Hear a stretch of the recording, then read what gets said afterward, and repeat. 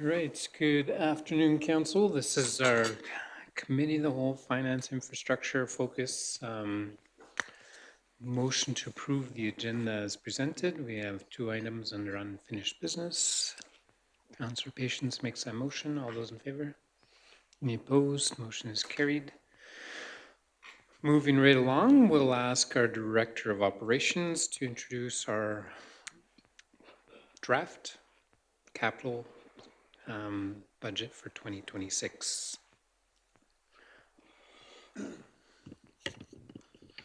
Okay, so thank you, Mayor and Council. So again, we wanted to bring forth the draft capital budget. So in our last meeting, we went over kind of the projects. So there's been a few adjustments there.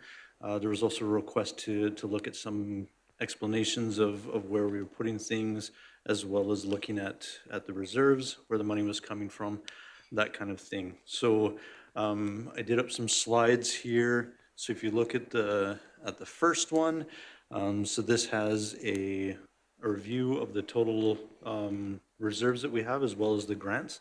So those numbers were verified by Chris, I believe it was on November 14th, of what amounts were in each of those reserves.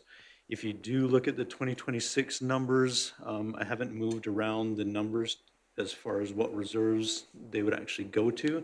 I do want to have some more discussions with Chris when she's back, just to make sure of the historical nature of where those reserves were and make sure that I'm not just making things up. But the overall value is we do have the money to take on these projects for the 2026 year. Are there any questions on that first slide?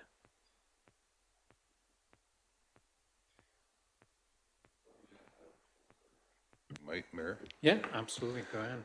I'm probably going to have several, and the questions are mixed throughout your slides, so forgive me if I'm going back and forth a little. So I see 634 for year-end carryovers in 2026, and then 2.6 million in 2027. Where is that?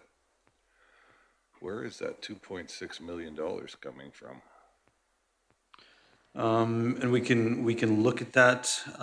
There is, let's see, so they should be labeled under the revenue source on each of the slides, where that's coming in from. So there is some in facilities, like the equipment storage building. Let's see. But that's a revenue source I'm referring to, right? Because Chris's slides at our last budget meeting said we had 634,000 in year-end carry forwards. Yes, so the year-end carry forward is a reserve, and that is, in my understanding, that's dependent on projects that we have approved that haven't gone through. So there will be other items, and in 2027 that might change just because we haven't done the 2026 things, if that makes sense. No, Okay. it doesn't. It's a revenue source, so I'm wondering if there's only 630,000 in there, how are we getting 2.6 million next year, or in 2027, pardon me? So the reserves, and like I said, when I'm looking at these values, we're looking at the total values. These reserves, we are shifting money into those different reserves. So they're not necessarily a revenue source, but an actual reserve from the revenue that we place into the different categories. Okay. But we're only carrying about 5.5 million in reserves, so that's not indicated on here. It would be good, just for my, at least for my sake, and I don't know about the rest of council, it would be nice to see a sort of a reserve account balance at the end of these years, so instead of having to go back and add them up ourselves. Again, I got a whole bunch of questions, and I apologize, but So we're taking 2 million out of 5.5 million in 2026 is what's proposed right now. And I guess I got some other questions on this slide. That one I would have you look into, because that reserve doesn't have that much money, so council would have to make a motion to transfer funds from one reserve to another reserve in order to accommodate that. I'm not sure if, did you have something, Brent? Sorry. Yeah, I was just gonna say, on the finance side, to be fair to Brennan, I think it would be good to make sure Chris is here to answer some of the financial items, if we can. Yeah, and so I think what you wanted to go through today is mostly the capital line items of each of the proposed projects, correct? Yeah, and I did want to show the reserve, so that reserve is for this will be to the end of 2025, so that first column. And then revenues and things will be put back onto there. So that's, I guess that's the total value, but yeah, what I was looking at for the reserves, and like I said, when I talked to Chris, then we'll look at how we want each of the projects to go in the different reserves. But more looking at the total for 2026, that we have the money in reserves to do those projects, the 5.5 versus the 3.3.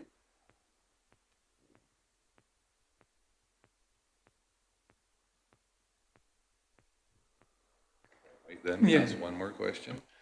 In 2027, we're showing 4.5 million in LGFF. Is there something I don't know? Is there some large allocation coming out that I'm not aware of? Yeah, so right now, because of some of the bigger projects, and again, on each of them, and we can walk through them, I did a bunch of research into what we actually have for those grants. Right now, the numbers again are on that first column in the green. And as we use that up, then we have a certain amount as far as a yearly amount. So some of those projects, although this in the 2026 year will be under that grant, we'll have to find other funding potentially in the 2027 year.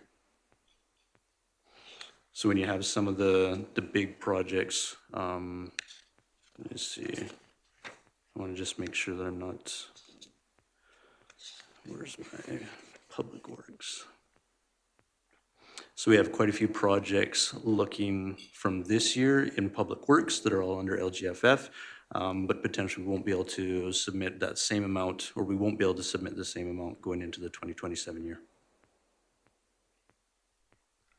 I'm sorry, I'm not sure I understand that. Are you saying we'll have next year built up 4.5 million in LGFF unused funds? No, and again, sorry, when I was looking at the revenues, what I was looking at was, and the focus was on the 2026 year with projects that were estimated out.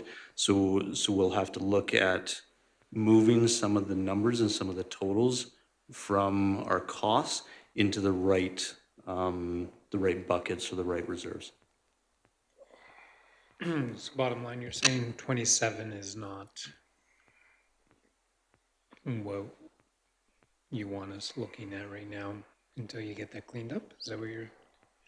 Yeah, so some of these, like the grants, like you were talking about, some of them are labeled right now the grants, and it just moves from year to year. So we might have to look at that. For instance, the 10th Street, when we have the 3.9 million in 2027. Right now, I've labeled that as an LGFF project because it is eligible, but we won't have that money. So yeah, I'll have to change that around in the following years. It might help me and maybe the rest of us if perhaps when we have this come back to us, if we have sort of an accounting of what we have available to us through CCBF and LGFF, just so we know. Like, that just seemed like a very large number, and I know unless we haven't used it for 8 or 9 years, which I know isn't the case, that we would not have that much money available. But I could. Yeah, and if you look at the first column on the revenue sheet, those numbers are what we currently have available as of November 14th. So the CCBF, we have the 330,000, and the LGFF, we have the 1.116. So those numbers are there. What we're looking at, and these values can change based on what the grants provide for the municipality, but we're looking at the CCBF of 242,000 that we're getting annually, and then the LGFF at 613,000 per year.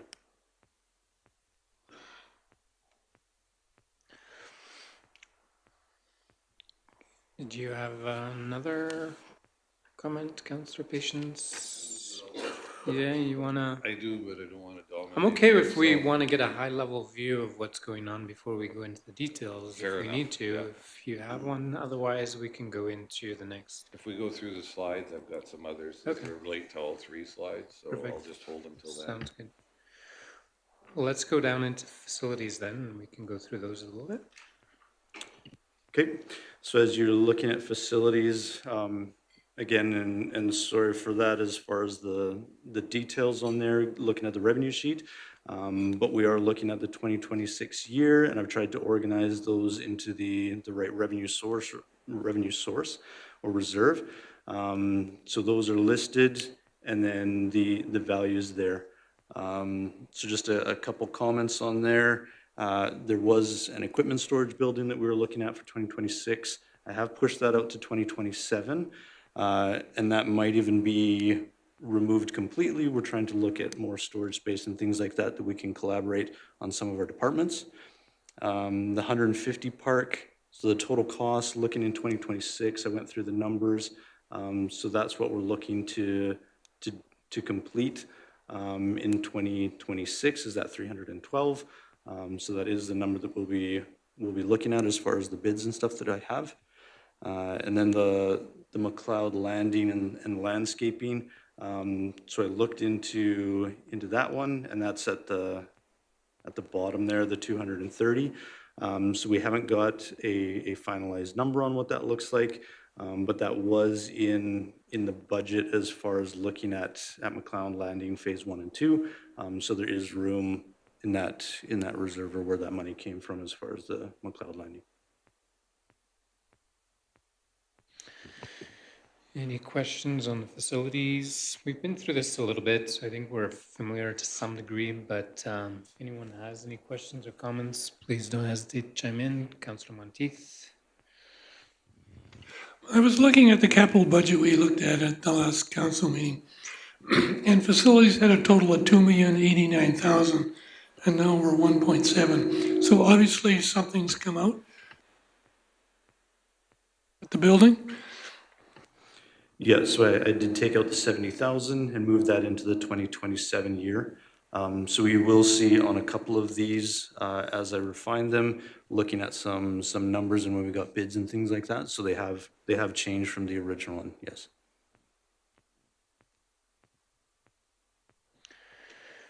Any other questions on any of the proposed items for 2026? Autonomous lawnmower, that should be fun, eh? I was just going to ask on that.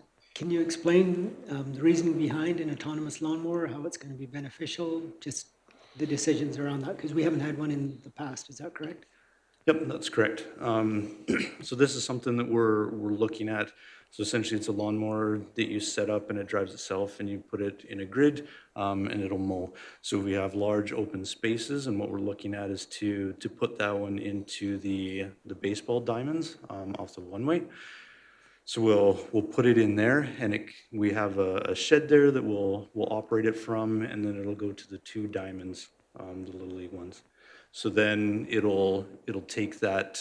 Essentially, we're looking at it as a trial, but then it'll be mowing in the night when nobody's around. It'll mow, it'll do its routes, it'll recharge, all those kinds of things. And then all that our people will need to do, or that we're anticipating, is go around and trim the edges. So that's what we're looking at, and we're seeing how that compares with taking away the time that we need to bring equipment there and do that mowing. And I'm assuming, it may be difficult to do, but just in terms of a cost analysis, is this going to save us money within 2 years, 3 years, 5 years, assuming it Yeah, doesn't we did look. autonomously leave? We did look at that. So there was some complexity. We're looking at about, I think it's 2 hours per mow to do both those fields. So this will be doing that in the nighttime instead of our people doing that, kind of the once a week type thing. We're also looking at what might amount to as far as the equipment and moving that around and the time there. But that's about the savings that we're going to look at. So I haven't got that down to how many years that will be, but that's what we're anticipating.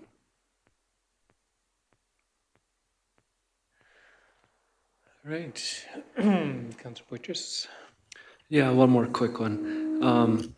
The renovation of the Scouts Hall in 2027, $300,000 seems like a lot of money for that project. Was that based on any sort of quote that you've got, or is that still to be determined?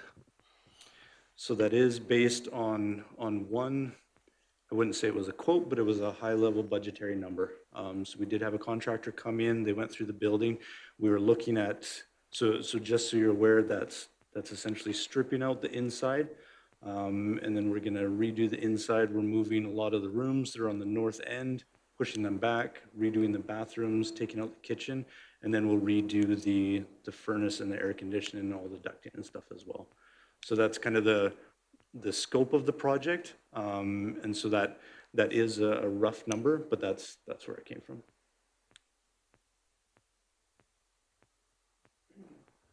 Very good. All right, if we're good on facilities, we can have some discussion on plants. Is there anything you wanted to highlight, Brennan, before we? Yeah, so plants, this one, there was quite a bit of change in the numbers as well in 2026. So we had talked a little bit, and I put some more information in the slides about the portable generator and the transfer station. So if we have any questions about that, and Curtis is also here, that we can talk to him about that. But we also got some better quotes on what that was actually gonna look like, and we have reduced our numbers quite a bit on those two line items by looking at combining the work, but then also looking at a refurbished mobile gen that will help us to support on both those locations. I also, I didn't talk to Curtis before I put the notes in, but we had talked about the water reuse line, and we're looking at a savings about 3,000 meters cubed a month. That's what you told me, right? Okay, thanks, Chris. Yeah, so kind of along those lines. And so we'd be using, and I put untreated water, and that's using treated water instead of the potable water. Treated water from the waste plant. Sorry, treated water from the waste plant. Yeah.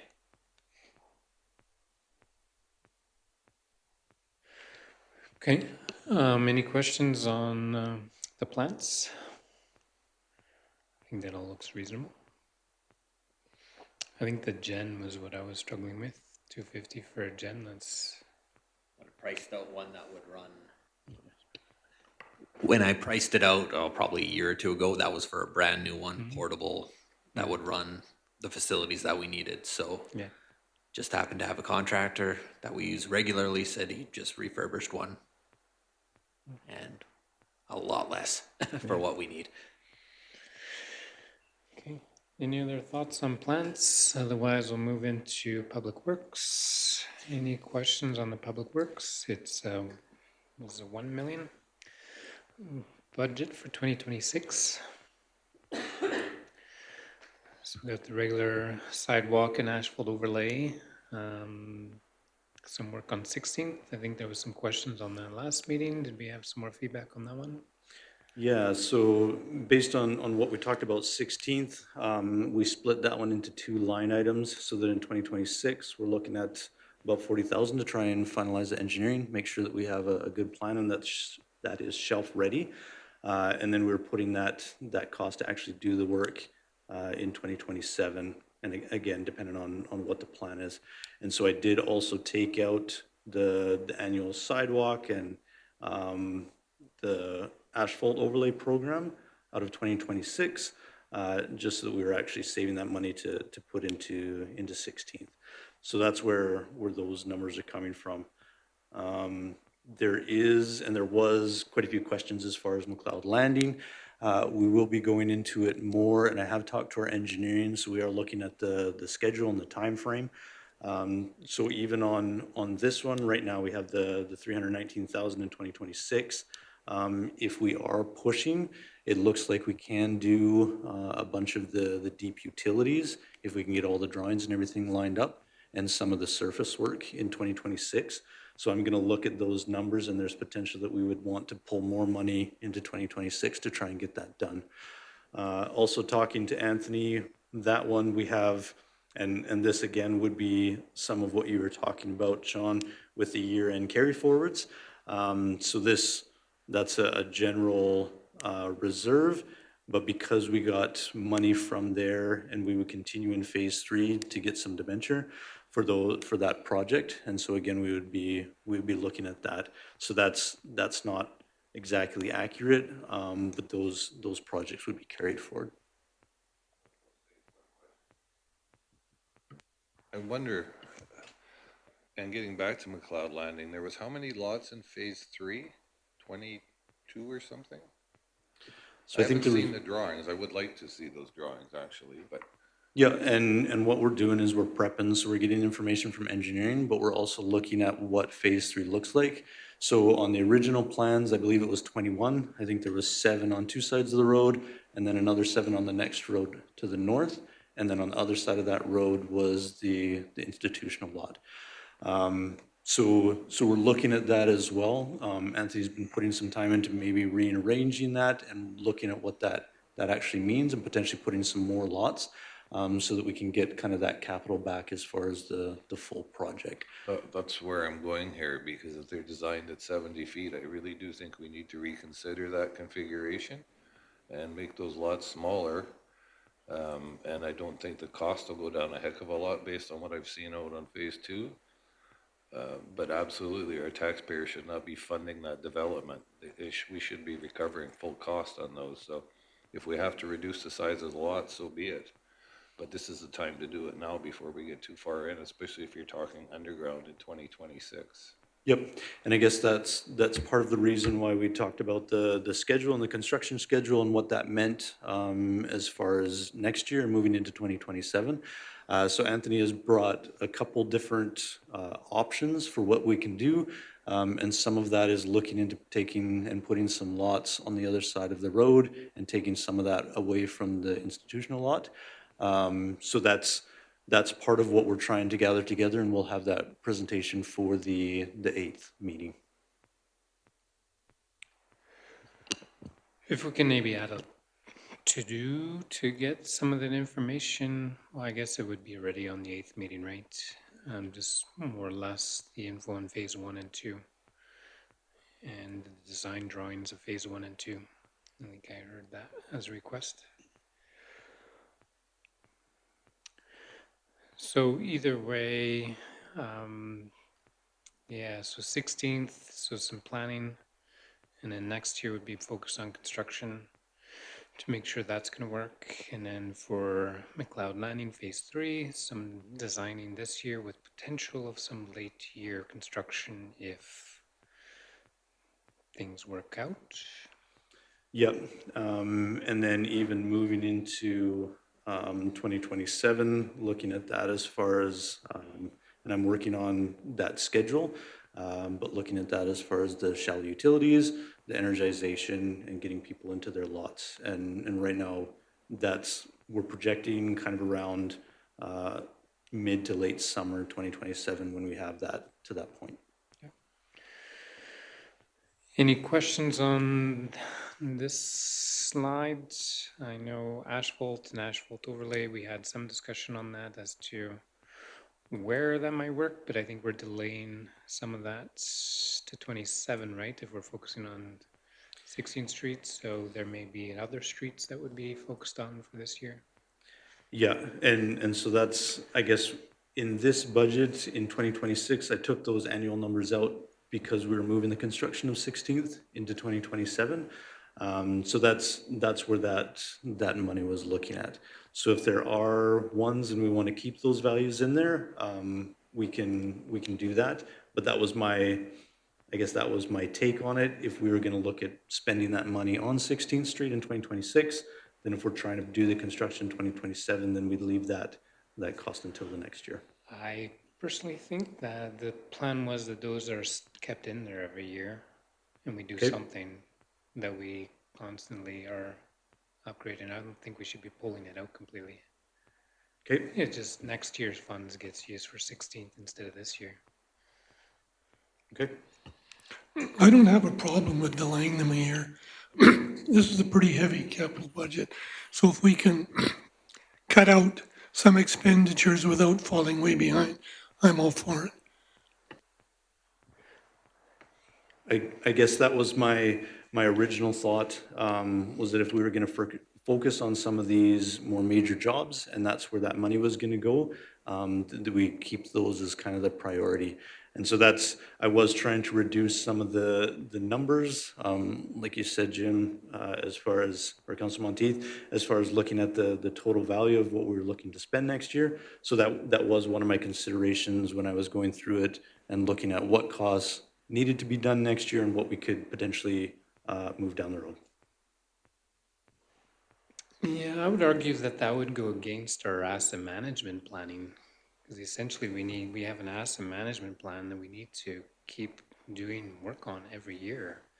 So it's, every time we have a big capital year, if we also start dropping some of those line items, then the asset management plan just gets pushed down the road some more, right? So I would encourage council. We've been doing a great job with doing a certain amount of sidewalks and asphalt every year. And I think if we stop doing that, we're going to fall behind. We have large projects that I think are going to need to be looked at. When you look at projects like 12th Street, like at some point that's going to be a major overlay because that road's seen some pretty good wear and some heavy traffic. So I just I would cringe a bit if we start delaying those kind of things. Sidewalks, maybe not as, but there's a lot of sidewalks in town that need replacing too. I think we would all agree with that. Just in keeping with that sentiment, there may be a capital budget year where we might encroach on that a little bit, but what would the criteria be? I mean, you've suggested that because of the large capital expenditure projections in 2027, that justifies this delay of those yearly investments that plan that we've had. But what's the reason for that? Do we just each year make that decision? Next year is going to be a big capital budget, therefore we delay on those things. So I share some of the concerns that the mayor has, and yet I also recognize that that's a huge jump for 2027, and maybe it is justified in that sense. So I'm just wondering if we have any criteria that we look at in making that decision as to whether to defer those annual investments in our community. I guess historically, I'm not sure. So I don't have the history on where that came from. But I guess what I was looking at when I was talking to our public works teams and those kinds of things, when we're looking at the projects and what would be coming up next, we wanted to make sure that we had the money and we're focused on some of these bigger jobs so that we're not repaving roads that we then need to dig up and do the deep utilities. And this seemed to be what was potentially pushing out some of these projects. Was we had a little bit of money so we can do some work, but we weren't able to pull all the money together into the budget to do those big jobs. And so then, and I don't mind the phone calls, but we get a lot of phone calls about some of these streets. And when we pave other places, and they say, well, yeah, well, what's going on here? And so, I mean, it's the discussion, right? But when you say, yeah, we're not going to pave your street because there's a bigger price tag, and we're going to go do somebody else's because their underground is still in good condition, then there's just some considerations to be thinking about there. So that's where that was coming from, to say, okay, we'll look at this and we'll try to make sure we're pushing those projects forward. We can definitely, like the mayor said, we can look at putting money in there, and like you said, there's stuff that we can do. That wouldn't be a problem. Yeah, two additional points. I think either way, leave the money in. If you don't use it, then next year it's double the money. That way you can do the bigger projects that you're talking about. But also during the campaign, I think we heard from some that some of our sidewalks are hell, I think was the quoted word used. And I think unless we know for certain that those sidewalks can be replaced because we need to do a bigger project, I think we still need to be focusing on some of those items. If I might, Mayor Fader, Yep. I always looked at those accounts for sidewalk and street repair as just that, repairing existing sidewalks and existing streets, where I look at 16th as a new capital project because there is no sidewalk on that block. So that's how I split the difference between those two. And I totally agreed, like that money for sidewalk repair and replacement is just that, repair and replacement, not new capital build. And I think we need to look at those in separate lights. Okay, any other comments on public works, infrastructure? Is our direction then to I have keep one those more. in, or do we want to give administration direction to leave it as is?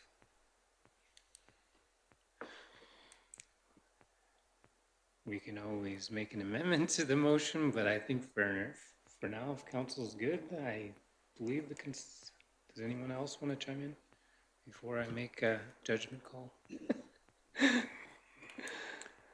Really, we're looking at finding a balance. It's always that, right? It's just finding a balance. And I guess I just wonder, are there any other rebalancing that can occur that might allow us to leave that money in place, or at least a good portion of that money in place to be doing and following our asset management plan? You know, are there other ways we can fund some of that cost for 16th that we're looking at? So I'd suggest for now, leave it in. The principle behind it was when it was developed, it was for maintenance of existing infrastructure, not for capital replacement or non-existent sidewalks. And we can always pull it out if for some reason we can't make it work. Councilor Patience, you had a comment? Yeah, I'm just curious because I'm not sure what we're doing on 10th Street. I mean, I can read here that we're underground and surface works. I'm not sure what that is exactly, but I'm kind of confused because on the notes underneath the last slide, it says shelf ready, use of land sales to fund the project without debentures, but up on the chart, it says we're funding it from LGFF, so I'm confused. Yep, so this does apply to the LGFF, like it does fall under that. And again, sorry if I've caused confusion with that as far as going into even the 2027. The concept was that we did quite well as far as the land sales. And so instead of taking out debentures or something like that to fund a large project like 10th Street, we would look at using that revenue that came in to support this project. I guess as far as 10th Street, the scope, so next year, what we were looking at to get it shelf ready was just doing all the engineering, all the tests and those kinds of things. It does need to have the several blocks with the surface as well as the deep utilities need to be replaced. So that's where the major project of that one will be. Yeah, if that helps, so we'll be pulling it right down, doing the deep utilities, and then building it back up and resurfacing. So are you suggesting like land sales from McLeod Landing, for instance, be utilized for that project? That was the discussion as far as that revenue that was coming in. I guess I'd have to ask council how they feel about that, but to me, I know that we're not recovering our full cost on McLeod Landing as it is. Do we really want to spend revenue supporting an infrastructure project that's not related to it? Because sooner or later, we still got to pay for McLeod Landing, right? I realize we don't want to make premature payments on the debenture or suffer penalty. That just, to me, that doesn't seem like an appropriate tunneling of funds. That's just my thought, but We've been planning for this investment for the last year, if not 2 years, with surpluses going into a fund to be able to supply this. I don't believe it's specifically allocated as a 10th Street fund, but it's an infrastructure fund. Even this year's operational budget, the plan was to have a minimum $500,000 every year that's going into a fund to supply capital improvements like this. So there's other revenue streams council's looked at in the past, including local improvement tax. That's something we've never been able to get some ground on to the point where we've acted on it, but there's things like that. I know Councillor Orr was on council during that time as well, where we talked about that. So there's other revenue streams, but yeah, either way, we need a wholesome discussion on where we're going to come up with that 3.9. But we're getting there, and I think Chris, in her one balance sheet at the end of our operating budget, has a line item there for that project as well. And I know LITs are not always the most popular approach, but we certainly have used them in the past to go underground instead of overhead with power, for instance, when we own the utility. And it was actually very well received. So on areas where you have, for instance, no current infrastructure, where the blocks full of residential or multi-residential dwellings, we're adding an improvement that was not there when they purchased the properties, and an LIT is certainly appropriate for that, and I do realize that there is some contention to it, but I think if the numbers were looked at, we could determine whether there's value in taking that to the residents or not. I would fully support that, because I think it definitely is a local improvement, and it needs to be recognized as such. I do have leaned towards that kind of revenue source for this kind of a project. And I think the debate is how much of the project, what's justified, what's standard improvement, and what's extra improvement. So, but those are discussions we can definitely have. Any other discussion on public works and the infrastructure upgrades that are being proposed? Anything else you needed from us on that, Brendan? Nope, I can make those changes. Okay. And then on to fleet equipment. I think this one's smaller, simpler. Anything you wanted to highlight on this? Nope, this, as far as what I've looked at, this is our standard updates as far as our fleet. Okay. If anyone has any questions on specifics regarding the fleet equipment, then please don't hesitate to reach out. Yeah, the loader has been around for a little while, right? That's a fairly big ticket item. Yeah, and actually we did some moving. There were some funds for this year in 2025, but yeah, and that includes the net of a trade-in as well, and that is a very well-used piece of equipment in the town. All right, if there's no further discussion on that, I believe the request is that this would come back to council for... So we were looking to get this back in front of council on Monday, on the 8th. So I'll make some adjustments and put that in there, as well as some of the details as far as McLeod Landing, and those kinds of considerations. So. And if anyone has any concerns, please don't hesitate to reach out before then. If we need to set up just an information session to go through it some more, please do ask. I think it's good to be able to get this done sooner than later so that we can start acting on some of the projects, because through the winter is where we get our best pricing. There's not a lot of big tenders, I don't think, this year. A lot of it's planning and getting ready for bigger projects. But yeah. Any other follow-up questions? We do have a quick to-do to send some more information on McLeod Landing, if that works. Just kind of the current plan and how that, I'm just trying to think what would help you on that, Councillor Patience. Current detailed drawings, or you want the detailed drawings, the engineer drawings? And I think after that, I think there was some discussion on the costing. I know we had a few spreadsheets on that. We can always send that with as well. And I guess just for the information on phase 1 and 2 of McLeod Landing, so we don't have the as-built yet, but I can send out the IFCs. Yeah, that would be fine. Okay. as-built will be as close as possible. And then phase 3 would be kind of sketched in there as well, right? So we can see what it looks like. Yep, so we have some original drawings as well as a couple options that Anthony's been working on.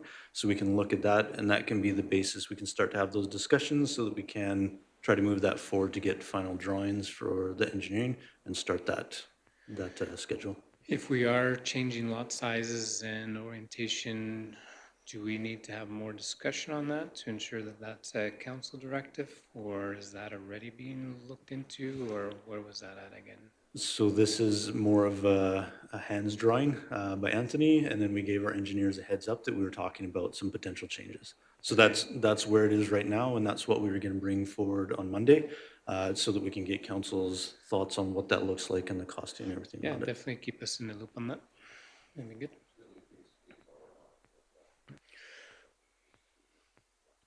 You may as well, it's all there anyways, but Yeah, and we don't have the IFCs or anything for phase 3, but we can send you the documents that we do have, and they'll be in the package for Monday. yep. Sounds very good. All right, so moving on to the next agenda item, we have some more water discussion. We had 4 documents on our in our package. Where did you want to start? So maybe if we can just look at the actual item, the Word document. I'm trying to see what that's simplified option. So what we did is we had some discussions after we talked to council last time and tried to look at trying to meet what we're trying to do as far as the water, but also make sure that it's simplified. So if you look at that document under details, so it has, we're still looking to better align the average flattened consumption rates with other municipalities in our area, place more weight on the cost and the higher consumers, encourage overall users to reduce consumption, and ensure that we have capacity into the future. So a recommendation or another option that we've been looking at and ran a few numbers was, instead of what we found was it was getting fairly complicated with the ladder, with reducing the flat rate, increasing other rates, and looking at those things.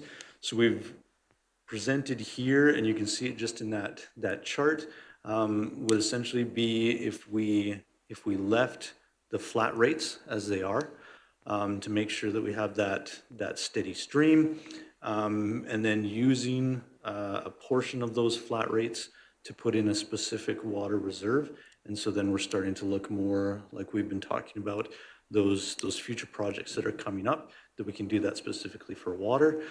And then increasing the residential consumption rates by 3% annually, and then doing a reassessment, and then increasing the commercial and other categories in that area, everything besides residential, to a 6% annual increase.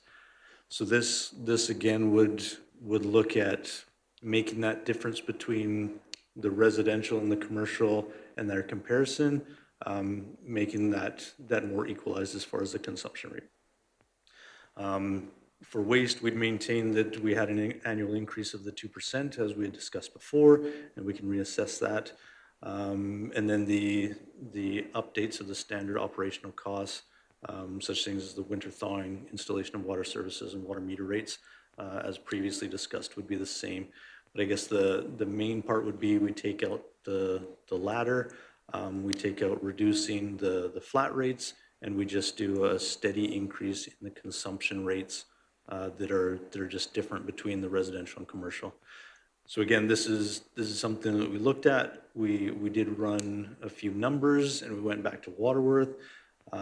If you look at, let me see, just trying to figure out what was the name of it. It's Fort McLeod updated presentation. And then if you look at, there's a proposed scenario 2. So this is the numbers just run on their system as far as the 3% residential and 6% commercial. And then, sorry, I'm just looking for this.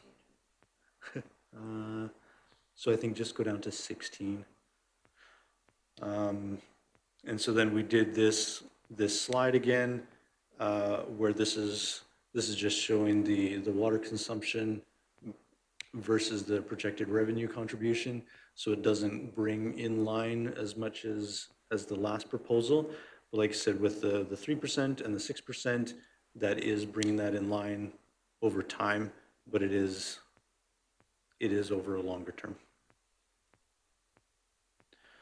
So I guess as far as today goes, we wanted to make sure that we were still talking about this, that we were looking at other options. And this is something that we kind of looked at to try and still meet what we're trying to do, but maybe make that more simplistic on how people can see that and what that means to everybody, as well as reduce that kind of sticker shock that we had talked about for some of the commercial users in the last proposal. Okay, thank you very much. This is quite a change, I would say, from what we had, but definitely simplified. Where does council see or sit on this proposed scenario? Councillor Monteith? Well, I like it much better than the other one. It makes a lot more sense to me, and we're solving something away for the future, so I think that's a positive. Councillor Ora? You and me. Having been able to sit with this for some weeks now and review the information, I find myself asking, what is our overall objective? What are we trying to accomplish here? And so I go into the details that have been presented there under details, and you list out 4 line items which are to warrant this change. And I find myself looking at those, and so the first one, better align average flat and consumption rates with other municipalities in the area. I think that line was penned before we did the municipal cost comparisons. Because if we look at the municipal cost comparisons that we were presented with last council meeting, we come in at one of the lowest. There's only one other community that has lower rates than us with respect to water and wastewater. And so if we're going to bring ourselves in alignment with other municipalities, then we need to raise them substantially, not just a little bit. And given that our overall municipal cost comparisons puts us at the lower end, again, the question is, do we want to, do we need to utilize this as a means of increasing our overall cost, our overall revenue? To me, that's a question for us. So assuming that that is the case, then I ask myself, what's our benchmarks? Are we looking to just cover the costs of providing water and sewer plus, because I know that, I think it says that we've been on averaging about a $500,000 surplus on these. Is that correct? Something along that line, above our costs of offering this? Yep. So it is an additional, we're not just covering the costs, but that doesn't take into account the capital costs that are going to be coming. And so I'm curious, is our overall objective to cover the costs of these utilities through the revenue that we generate from them? Is it that, or is it that plus an additional percentage of revenue that would go into general revenue? I'm just wondering, what is our objective with respect to costs and revenue on this project? I do have some other questions, but maybe we could speak to that one first. Yeah, and maybe I can start, and Curtis, if I say something wrong, you can fix it. So when we were originally looking at this, because our utilities, our water and our wastewater, they aren't, I guess, carved out as their own utility. We're not looking at it primarily as this is water and we need water to pay for water. There's other aspects of that they go into the town services. So when we're looking at that, and that's why we looked originally at what is what is the cost that we're putting out there for our water. And so that's part of why we're doing in that first part, to align ourselves with other municipalities. So what we were trying to do with the original proposal was bring down some of the flat rates, because averaging those with other communities, our flat rates are high, and then increase the consumption rate. That's where that started. As we looked at it, like we discussed, it started to become very complicated. And so by essentially having our flat rates just stay the same and not increase over the years, then they will slowly get less, according to, inflation, those kinds of things. And then we're adding that cost into the consumption. So that's where we're looking at. But yeah, I guess looking at the whole picture, we're not just looking at as this water isn't just paying for their costs and their capital projects, but that's a revenue to the town. Is that? The fluctuation of rates and how they compare to other community, to me, that's just window dressing, and it doesn't amount to much. What are we trying to accomplish within our own budget, and what are our benchmarks? I think that's this- essentially a question that council needs to answer with a high And that's why I visioning. raise it, Yeah. as to what are our benchmarks? What Yeah. are we trying to ask them to do? And I think, as we've said before, if we want to do that, you kind of need to go through the whole spectrum of the community, including mill rates and other revenue streams as well. But if I would say on behalf council, I think we've been changing our kind of thinking about this for the last 4 to 5 years, I think is when we started. So I think we have made some big gains to where we need to be. And right now we're just looking for an additional direction. If we had a long-term capital plan for, and I think it speaks to that a little bit in the Waterworth reports on what we need to fund. So the only thing I would say is maybe we do, instead of 3 ladders, do 2 potentially. And that way anyone over X amounts. And the only other one, maybe we need to increase it a little bit further in the first year rather than start where we currently are, because we haven't increased it in the last 5 years. So those are the only 2 thoughts I have, but speaking to overall what we want to accomplish, I think Waterworth speaks to that a little bit. We want to make sure that our revenue stream is actually helping us cover future capital projects that we will need to fund, along with maintenance and upkeep and all the rest. Anything, Councilor Poitras? Yeah, you bet. I guess one thing I liked about the initial proposal was that it did, I guess there was a little more emphasis on little benefit to those who use less and a little more of a responsibility to those who use more. And it seems like in the new proposal, that's not the case. Whereas in the original one, the majority of residential users would save money. Whereas in this one, it seems like it'll go up for everybody. And so, being mindful of cost of living, and I think that's why we did that initial comparison, was to see where Fort Macleod sits as far as cost of living compared to our surrounding communities. And so I would like to see that a little bit better in this proposal.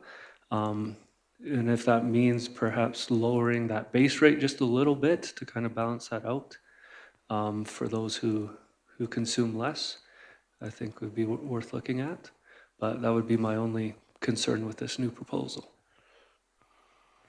Did you have concerns, Councilor Poitras, with the original proposal? Yeah, my main concern with the original one was that kind of sticker shock for those high users, that it was such a large increase for their water bills. And so to try to smooth that out and massage it to where it's a little more manageable. Again, it takes a lot of figuring, a lot of different strategies to do that. I think we're getting closer.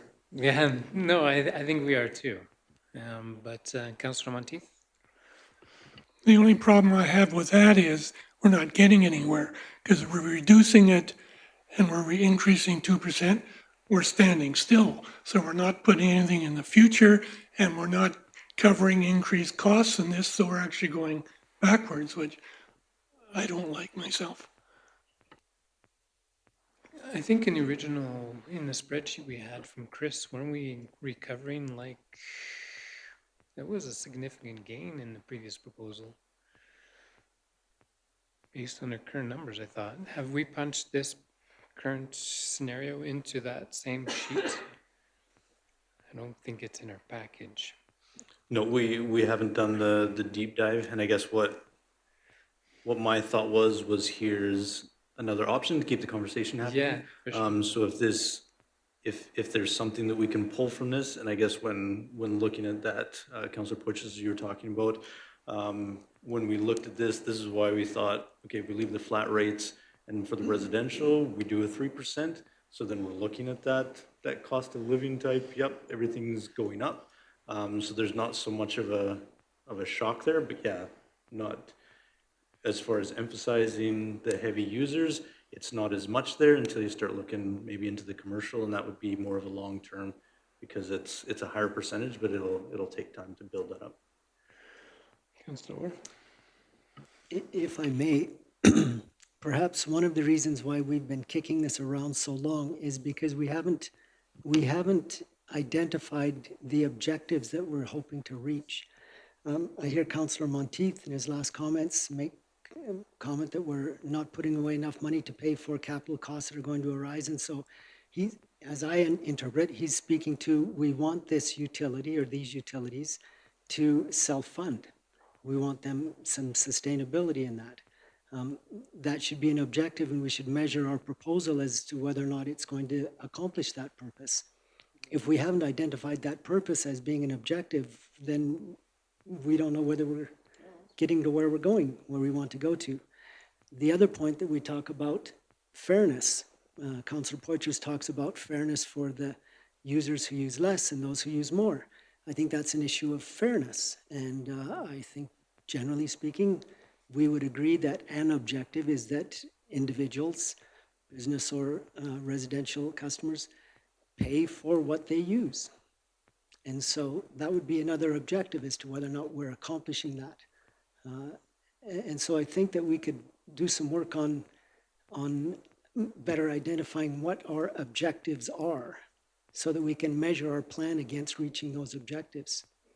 The only place, again, I come back to, the details, ensuring we have capacity into the future, encourage overusers to reduce their consumption. Both of those are dealing with extending the capacity of what we have.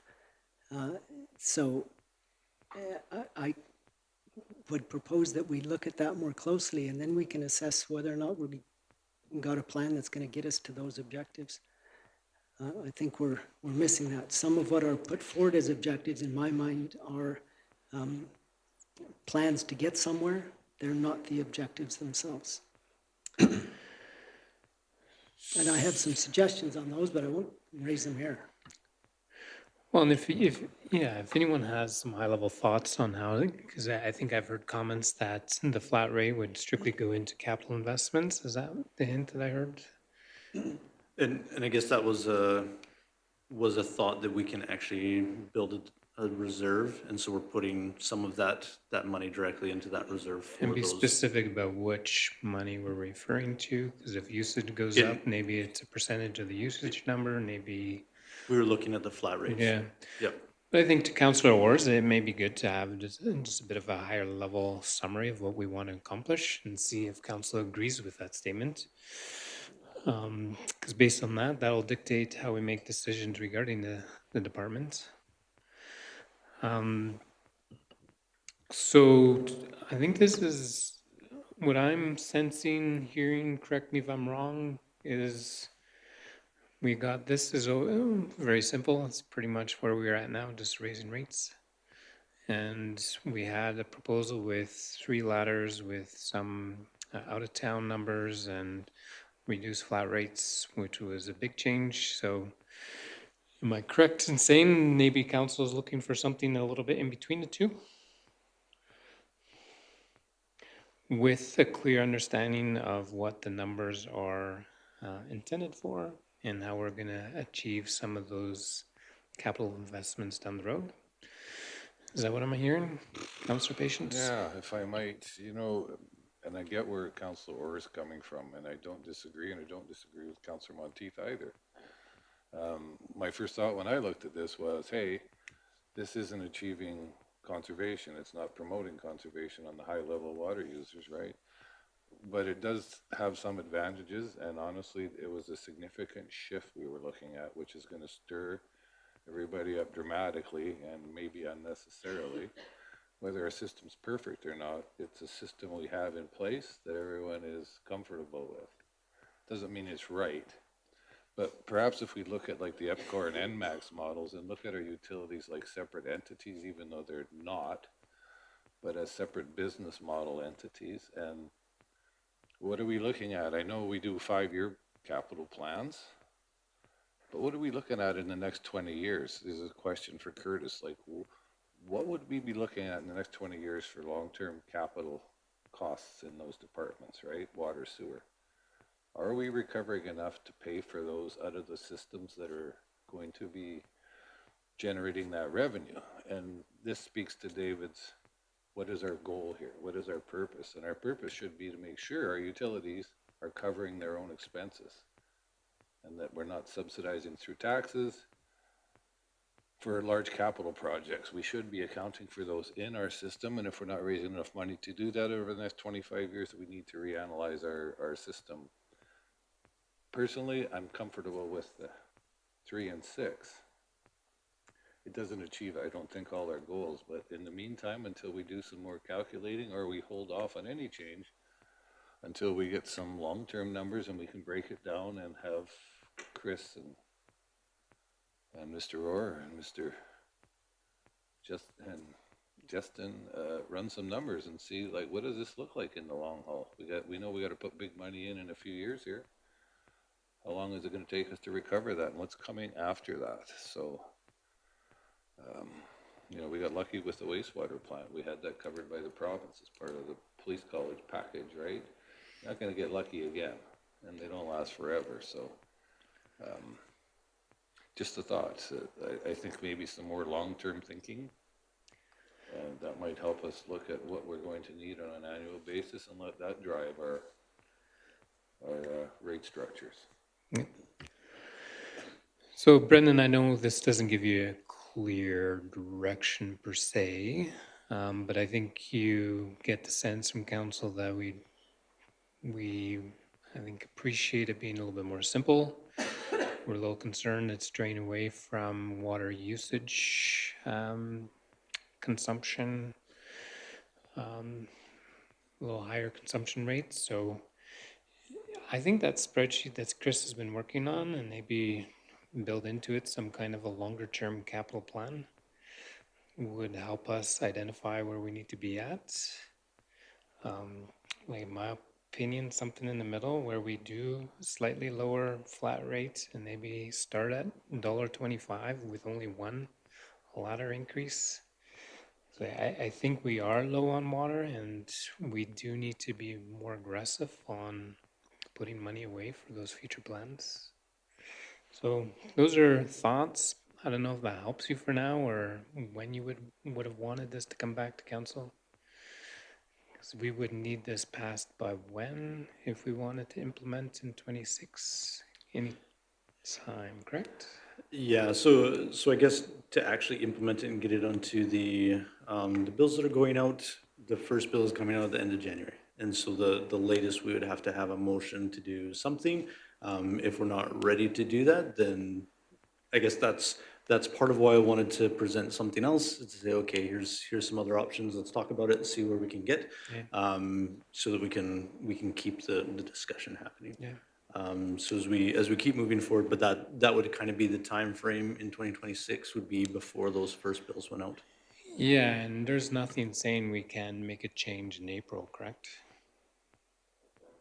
Anytime, so it's just would change our operating budget for the fiscal year. And I think there is complications as far as, I guess, do you have any comments on that? The office is The office has stated the complications that occurred when the changes were implemented mid-year last time between Okay. audits and everything else. And to somewhat speak for them, they'd really prefer it not during the middle Okay. of the year That's fair. because of the headaches that are caused by that. Yeah, that's good feedback.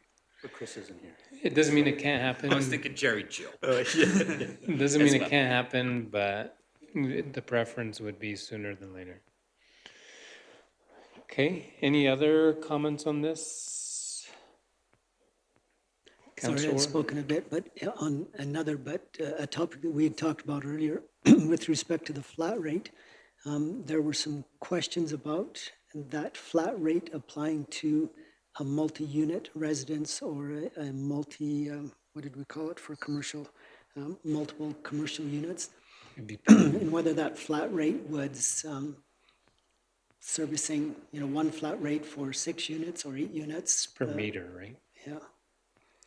It's per meter, I believe, and I think, Sometimes it's per unit when you have multiple units in one facility with 1 meter. We have rates depending on if you have, say, multi-residential, we have a rate from 2 to 4 units in a single unit, 5 to 8, 8 to 12, and then 13 plus. And I think that's the same on the commercial side as well. yeah, so in terms of fairness across the board, it would be good if that flat rate was per household or per business, not per water meter. But I don't know whether you have the capacity to calculate whether that's a substantial difference in numbers or whether it's small.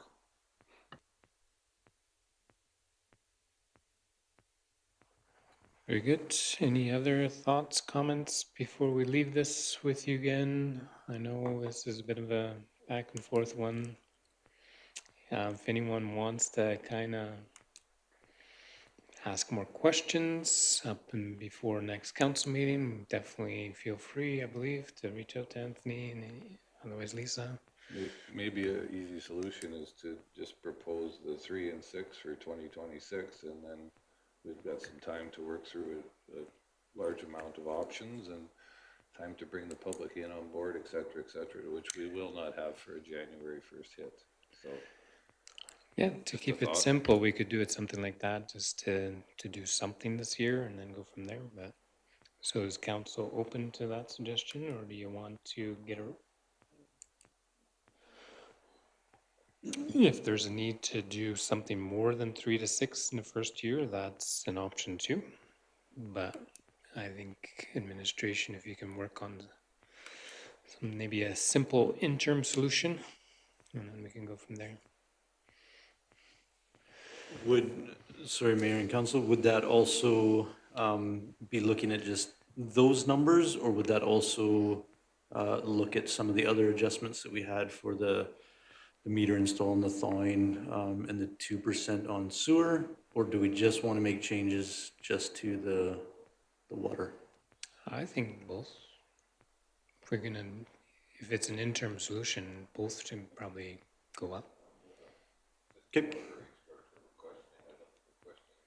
Yeah. okay, thank you. Is that good for now? Lisa, Brennan's good? Yeah. And yeah, if you have any questions, don't feel free to reach out to council. Otherwise, I believe that concludes the meeting for today. There's been no additional agenda items, so the meeting is adjourned. Thank you very much, everyone.